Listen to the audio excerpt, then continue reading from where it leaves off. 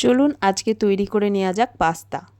তো পাস্তার জন্য আমি প্রথমে কি করলাম, প্রেসার কুকারে একটু জল নিয়ে পাস্তা সেদ্ধ করতে বসিয়ে দিলাম।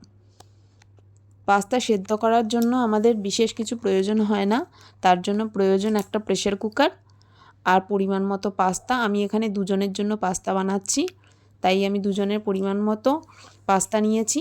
এবারে পাস্তাটা সেদ্ধ করতে বসিয়ে আমি একটা বড় পেঁয়াজ কুচিয়ে নিলাম, ভালো করে কুচিয়ে নিলাম, সাথে দুটো ডিম ফেটিয়ে নিলাম। এবার ডিমের মধ্যে পেঁয়াজটা দিলাম, এর মধ্যে দিলাম পরিমাণ মতো নুন, তারপরে ভালো করে আবার ফেটিয়ে নিলাম। এরপরে এটিকে একটা ফ্রাইং প্যানে তেল গরম করে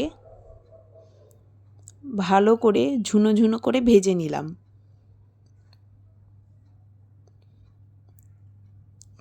ভালো করে নেড়ে নিতে হবে, না হলে ডিমটা কিন্তু লেগে যেতে পারে। তাই আমি ভালো করে এখন নাড়িয়ে নিচ্ছি।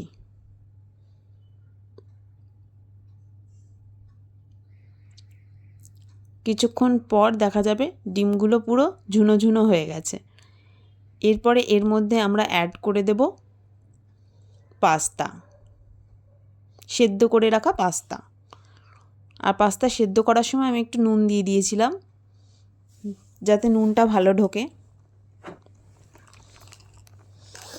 এরপর এর মধ্যে পরিমাণ মতো হলুদ আর একটু সামান্য নুন আমি আবার অ্যাড করলাম, কারণ তখন অল্প নুন দিয়েছিলাম।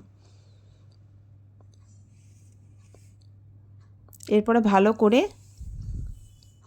সবগুলোকে মিক্স করে নিলাম। ব্যাস, আর কি, শুরু হয়ে গেল আমাদের পাস্তার প্রিপারেশন, শেষ হয়ে গেল।